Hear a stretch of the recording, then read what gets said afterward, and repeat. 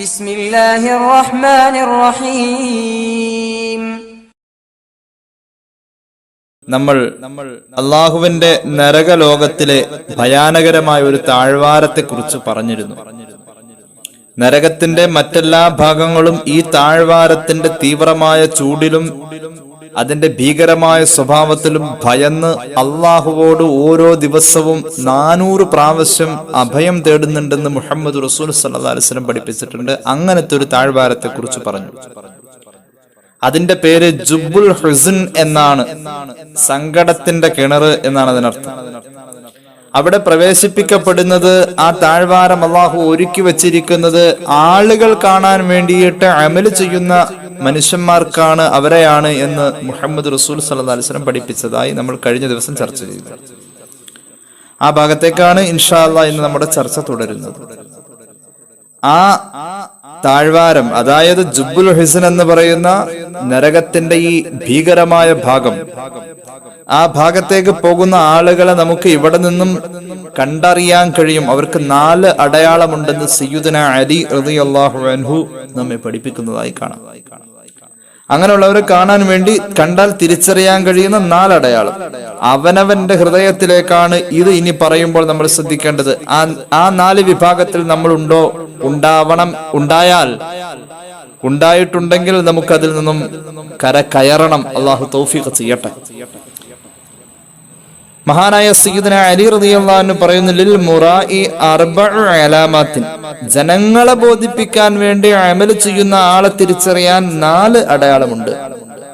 ഒന്നാമത്തേത് എക്സിലു ഇദാ കാന വഹ്ദ, ആളുകളെ ബോധിപ്പിക്കാൻ വേണ്ടിയാണ് അമൽ ചെയ്യുന്നതെങ്കിൽ അവൻ ഒറ്റക്ക് ചെയ്യുമ്പോൾ അവന് അലസത ഉണ്ടാകും. ഒന്നാമത്തെ അടയാളത. അള്ളാഹു നമ്മെ കാത്തുരക്ഷിക്കട്ടെ. രണ്ടാമത്തേത് ജനങ്ങളുടെ കൂടെയാണ് അവൻ അമൽ ചെയ്യുന്നതെങ്കിൽ നല്ല ഉന്മേഷം അവനുണ്ടാകും. മൂന്നാമത്തേത് ആരെങ്കിലുമൊക്കെ അവനെ ഒന്ന് പൊന്തിച്ചു പറഞ്ഞാൽ, ഒന്ന് പുകഴ്ത്തി പറഞ്ഞാൽ അവൻ ചെയ്യുന്ന അമല് കൂടുതൽ ചെയ്യും. അവൻ ചെയ്യുന്ന അമലിനെ പറ്റി ആരെങ്കിലും നിരീക്ഷിച്ചിട്ട് കുറ്റം പറഞ്ഞു കഴിഞ്ഞാൽ അവൻ പിന്നെ അമല് ചെയ്യൽ കുറയും. ഇങ്ങനെ 4 അടയാളം ഉള്ളവർ തനിച്ച മുനാഫിഖാണ്. അവൻ നരകത്തിലെ ജുബ്ബുൽ ഹുസ്ൻ എന്ന് പറയുന്ന ഭീകരമായ ഭാഗത്തേക്ക് ഒരുക്കപ്പെട്ടവനാണ് എന്ന് മുഹമ്മദ് റസൂൽ സല്ലല്ലാഹു അലൈഹി വസല്ലം നമ്മെ പഠിപ്പിക്കുന്നതിനെ ഉപോത്ബലകമായി സയ്യിദുന അലി റളിയല്ലാഹു അൻഹു ഈ 4 അടയാളം ചേർത്ത് പറയുന്നു. ഏതായാലും നമ്മൾ ചെയ്യുന്ന അമലുകൾക്കൊരു ജീവൻ വേണം. നമ്മുടെ അമലുകൾക്കൊരു ജീവൻ വേണം. അതിന് വേണ്ട ആ ജീവനാണ്, അമലിന്റെ സത്താണ് ഇഖ്ലാസ്. അല്ലാഹു നമുക്ക് തൗഫീഖ് ചെയ്യട്ടെ. ഇഖ്ലാസ് എന്ന് പറഞ്ഞാൽ എന്താ? മഹാന്മാരായ തസവ്വുഫിന്റെ പണ്ഡിതന്മാർ നമ്മെ പഠിപ്പിക്കുന്നു, ഇഖ്ലാസ് എന്ന് പറഞ്ഞാൽ സഫാഉൽ ഖൽബി മിനൽ അഗ്യാർ, മറ്റെല്ലാ വിചാരങ്ങളിൽ നിന്നും നമ്മുടെ ഹൃദയം നന്നായി തെളിഞ്ഞു നിൽക്കണം. നമ്മൾ ചെയ്യുന്ന അമലിൽ, നമ്മൾ അമൽ ചെയ്യുമ്പോൾ മറ്റുള്ള വിചാരങ്ങളും ലക്ഷ്യങ്ങളും ഒന്നുമില്ല, അള്ളാഹുവിന്റെ പ്രീതി മാത്രം. എങ്ങനെ?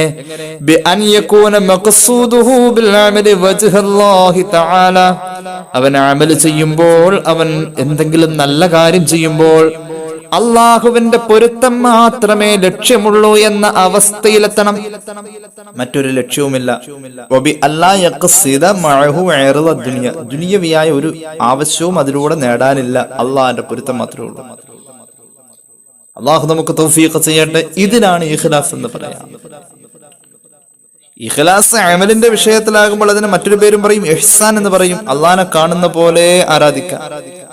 അള്ളാഹു നിന്നെ കാണുന്നുണ്ടെന്നുള്ള വിചാരത്തോടു കൂടി നീ ഇബാദത്ത് ചെയ്യാം. ഏതുമാകട്ടെ, അള്ളാഹുവിന്റെ ഖുർആൻ പറഞ്ഞിരിക്കുന്നത് വമാ ഉമിറൂ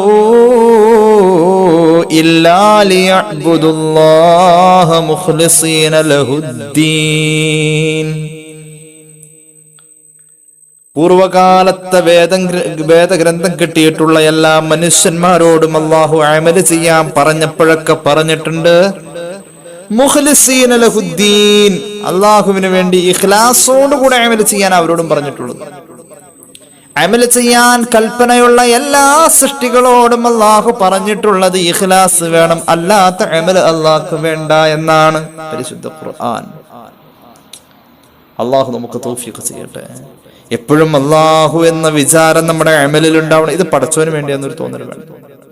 നവാദിറുൽ ഖൽയൂബിൻ എന്ന് പറയുന്ന ഗ്രന്ഥത്തിൽ ഒരു സംഭവം കാണാം.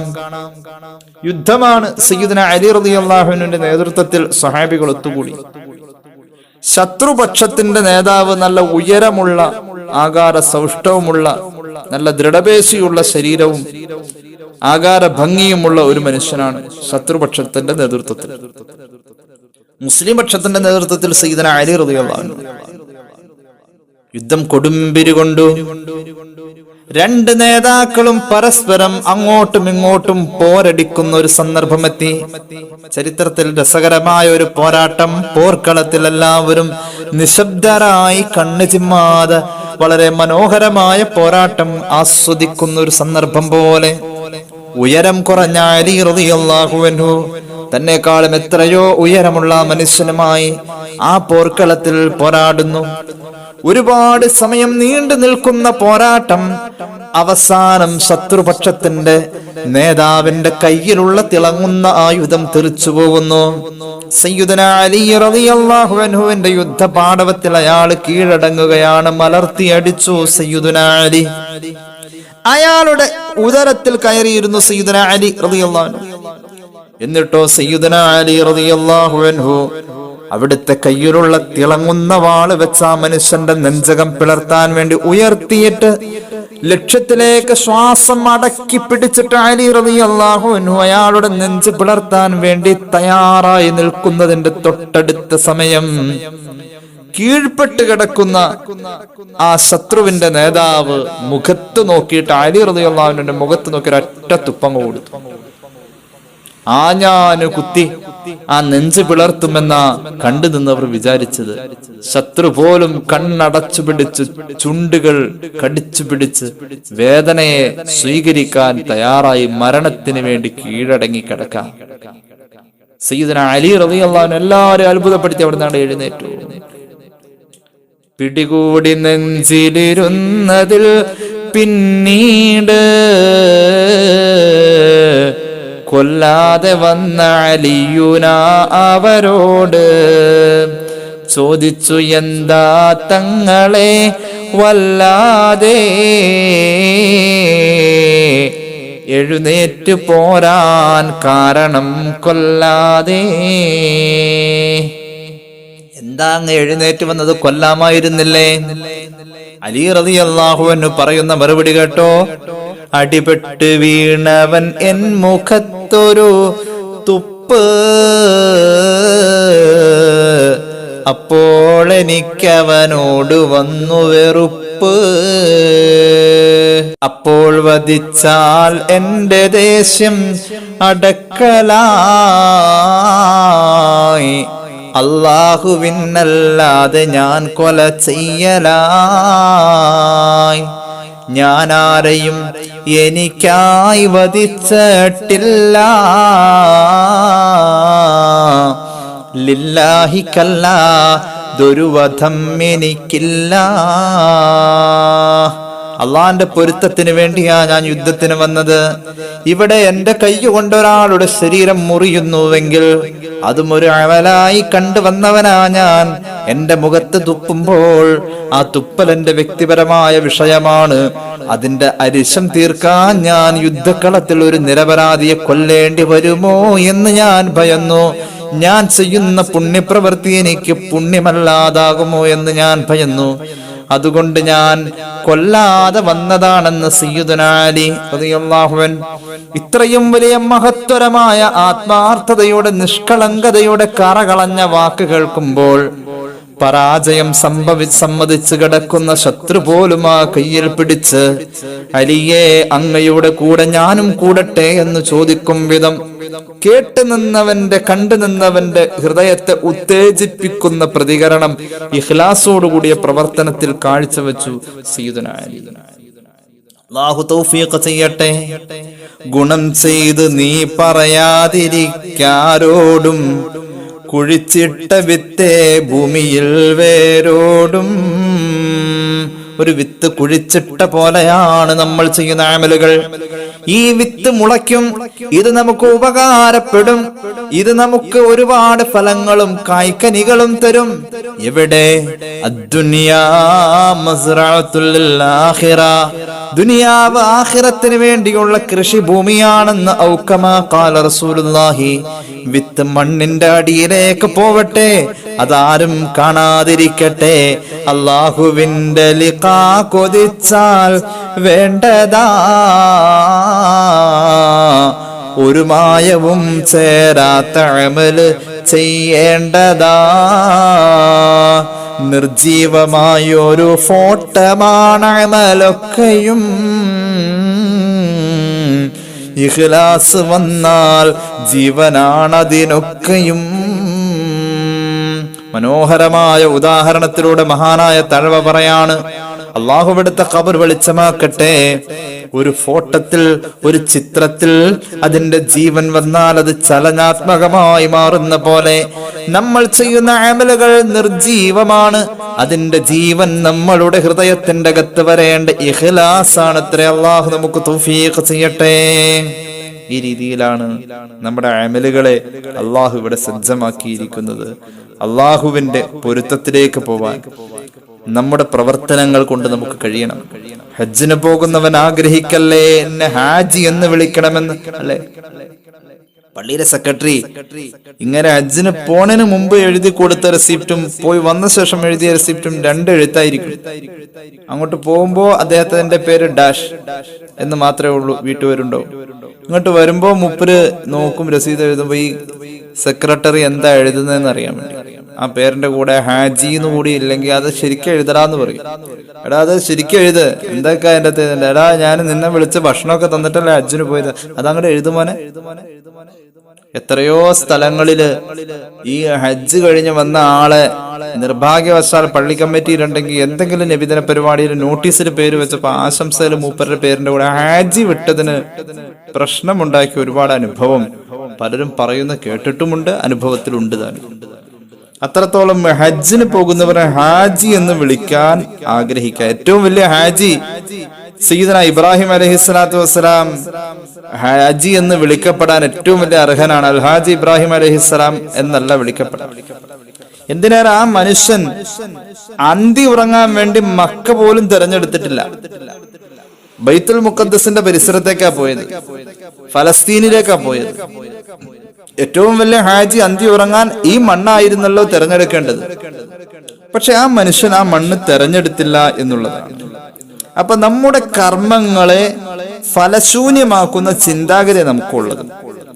അള്ളാഹു നമ്മെ കാത്ത് രക്ഷിക്കട്ടെ. നമ്മുടെ കർമ്മങ്ങൾ നമ്മൾ ഇങ്ങനെ ഫലശൂന്യമാക്കിക്കൊണ്ടിരിക്കുക. നമ്മുടെ ഓർമ്മ നമ്മൾ ചെയ്യുന്ന വലിയ കാര്യമാണെന്ന് നമ്മുടെ നെയ്യത്ത് മോശ. അള്ളാഹുവിന്റെ ഖുർആൻ പറയുന്നു, അമല് ചെയ്തിട്ടാണ് പരാജയമെന്ന് ഖുർആൻ. സാധാരണ പരാജയമല്ല, ഏറ്റവും വലിയ പരാജയം അത് അമല് ചെയ്തവർക്കാണ്. അമല് ചെയ്യാത്തവർക്കല്ല ഏറ്റവും വലിയ പരാജയം. അമല് ചെയ്യാത്തവർക്ക് പരാജയം ഉണ്ടാവുള്ളൂ, അമല് ചെയ്തവർക്കാണ് ഏറ്റവും വലിയ പരാജയം. കാരണം അത് ചിന്താഗതിയിലുള്ള വ്യത്യാസ, നെയ്യത്തിലുള്ള വ്യത്യാസ. ബിസ്മില്ലാഹിർ റഹ്മാനിർ റഹീം. ഖുൽ ഹൽ നുനബ്ബിഉകും ബിൽ അഖ്സരീന അഅമാല. അമൽ ചെയ്തിട്ട് ഏറ്റവും വലിയ പരാജയം സംഭവിച്ചവരെ കുറിച്ച് അങ്ങ് പറഞ്ഞു കൊടുക്ക നബിയേ. അല്ലദീന ളല്ല സഅയുഹും ഫിൽ ഹയാത്തിദ് ദുനിയ.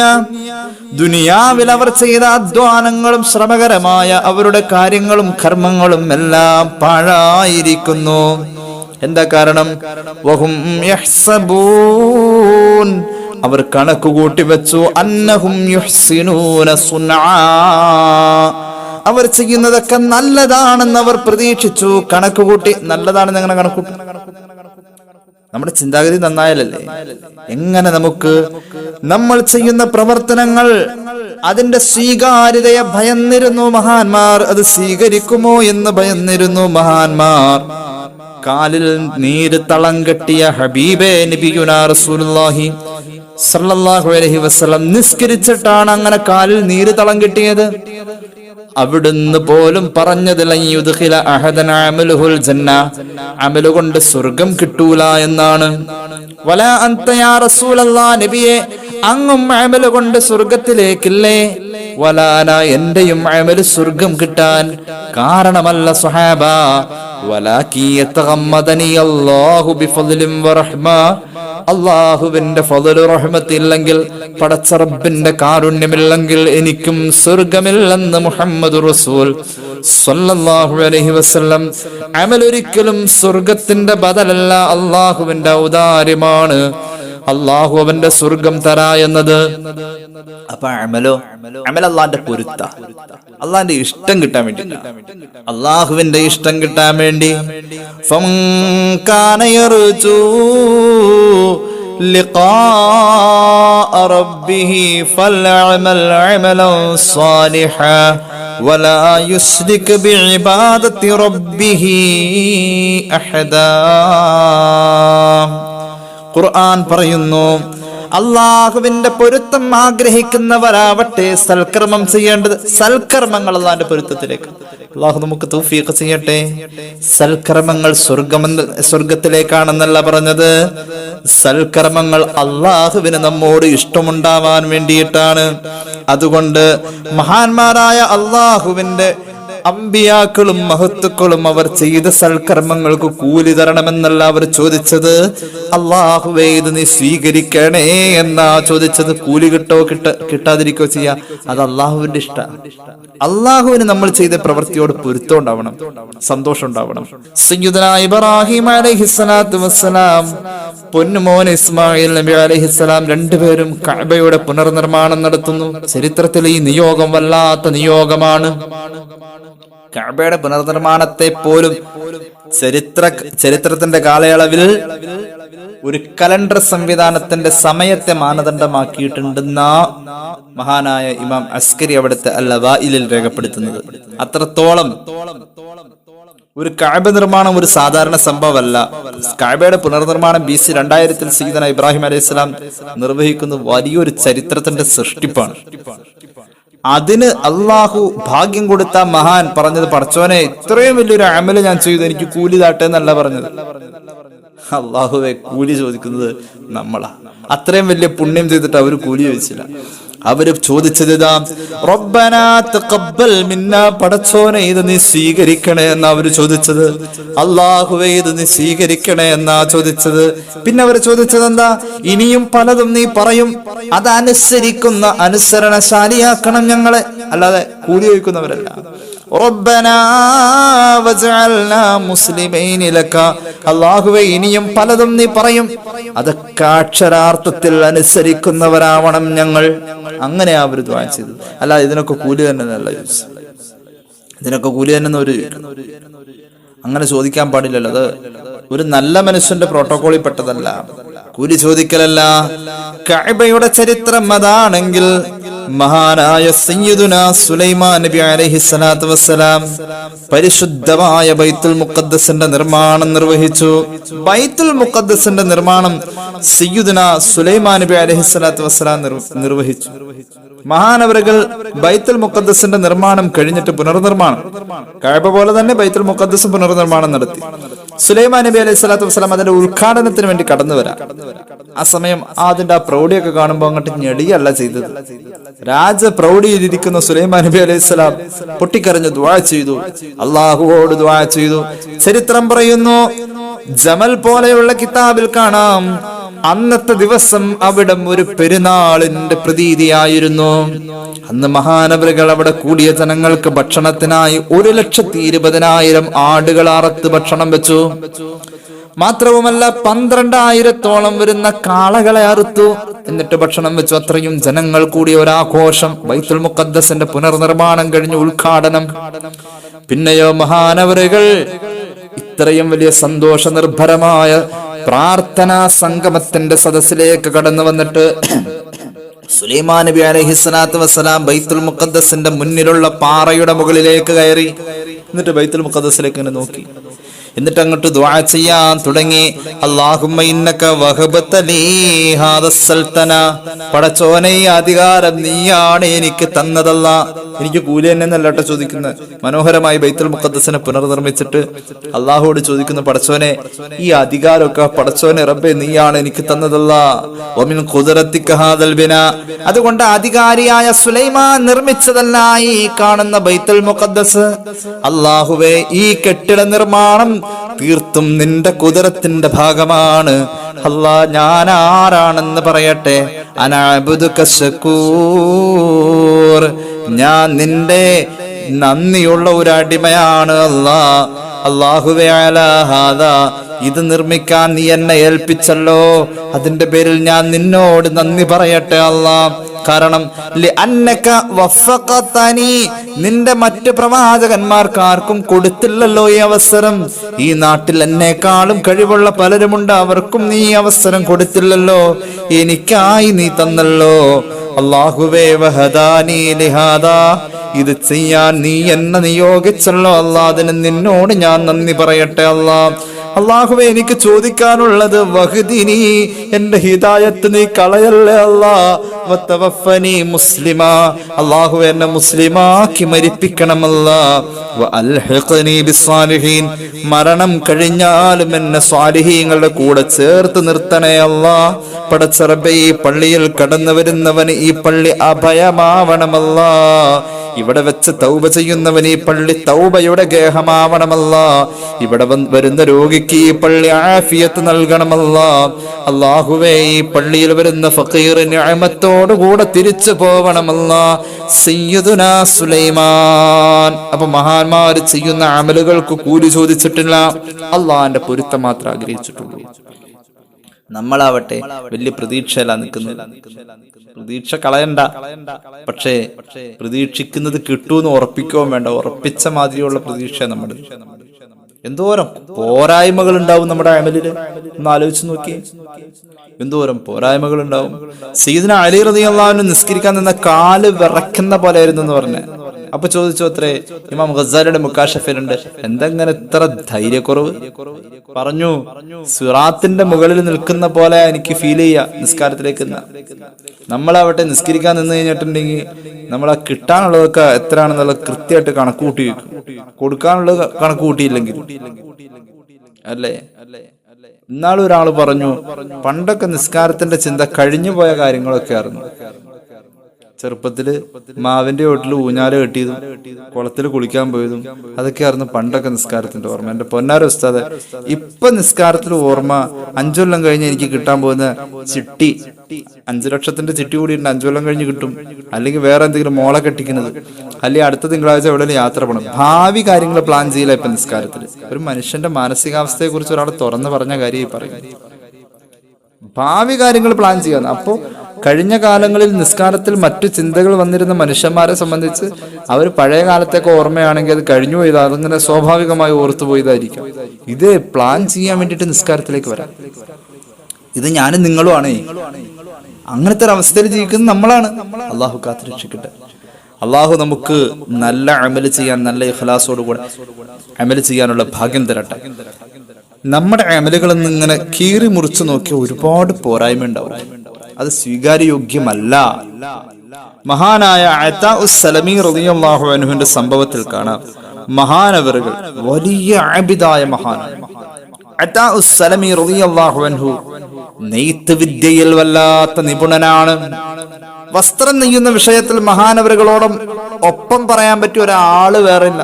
അത്രത്തോളം വലിയ നൈപുണ്യമുള്ള വസ്ത്ര നിർമ്മാണ രംഗത്തെ ഒരു വലിയ മഹാനായ മനുഷ്യൻ ഒരിക്കൽ വിലപിടിപ്പുള്ള ഒരു വസ്ത്രം നെയ്തുണ്ടാക്കി വലിയ ശ്രദ്ധയോടുകൂടെ. അതുപോലെ ശ്രദ്ധിച്ചിട്ടില്ല ഒരിക്കലും. അത്രയ്ക്ക് സമയം കണ്ടെത്തി വിലപിടിപ്പുള്ള ഒരു വസ്ത്രം വളരെ ശ്രദ്ധയോടുകൂടെ മഹാനായ അതാഉസ് സലമി റളിയല്ലാഹു അൻഹു നെയ്തുണ്ടാക്കി. ആ വസ്ത്രത്തിന് സാധാരണ അദ്ദേഹം കൊടുക്കുന്ന വിലയല്ല, അതിനേക്കാളും വിലയും നിശ്ചയിച്ചു. ഈ വസ്ത്രം കൊണ്ടുപോയി അങ്ങാടിയിലേക്ക് കൊടുത്തു. വില പറയാൻ വേണ്ടിയിട്ട് ഒരാൾ കടന്നു വന്നു. അതാ ഉസ്സലമി റളിയല്ലാഹു അൻഹുവിനോട് അയാൾ ഒരു വില പറഞ്ഞു. അതാ ഉസ്സലമി റളിയല്ലാഹു അൻഹു അതിനേക്കാളും വലിയ വില പറഞ്ഞു. അയാൾ പറഞ്ഞു, നിങ്ങൾ പറയുന്ന വില എനിക്ക് തരാൻ കഴിയില്ല. എന്തേ കാരണം? അതാ ഉസ്സലമി തങ്ങളുടെ കയ്യിൽ നിന്നും ആ മനുഷ്യൻ ആ വസ്ത്രം ഇങ്ങ് വാങ്ങിയിട്ട് സൂര്യപ്രകാശത്തിലേക്ക് ഇങ്ങനെ വിടർത്തിപ്പിടിച്ചിട്ട് ആ വസ്ത്രത്തിലേക്ക് നോക്കിയിട്ട് അയാളുടെ ഒരു കൈ കൊണ്ട് അതിന്റെ പോരായ്മകളൊക്കെ ഇങ്ങനെ ചൂണ്ടി കാണിച്ചു. ഇങ്ങനെ എന്നെ പോരായ്മകൾ ഈ വസ്ത്രത്തിലുണ്ട്, അതുകൊണ്ട് ഈ വസ്ത്രത്തിന് നിങ്ങൾ പറയുന്ന ക്വാളിറ്റി ഇല്ല, ആ വില തരൂല, ഞാൻ ഈ വിലക്കാണ് ഈ വേണി എടുക്കാം. അതാ ഉസ്സലമിയുടെ കയ്യിലേക്ക് ആ വസ്ത്രം സയ്യിദുനാ അതാ ഉസ്സലമി റളിയല്ലാഹു അൻഹു വാ വിട്ട് കരയാണ്. കരച്ചിൽ അടക്കുന്നില്ല, വല്ലാത്ത കരച്ചിൽ. അപ്പോൾ കച്ചവടത്തിൽ വില പറഞ്ഞ സഹോദരൻ പറഞ്ഞു, നിങ്ങൾ കരയേണ്ടതില്ല, നിങ്ങൾ പറഞ്ഞ വില ഞാൻ തരാം, നിങ്ങൾ കരയല്ലേ.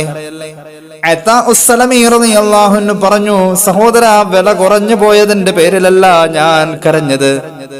ഞാൻ സാധാരണ വസ്ത്ര നിർമ്മാണത്തിൽ ഈ നാട്ടിലെ ഏറ്റവും നല്ല നൈപുണ്യമുള്ള ആളാണ്, എന്നോളം ആരുമില്ല.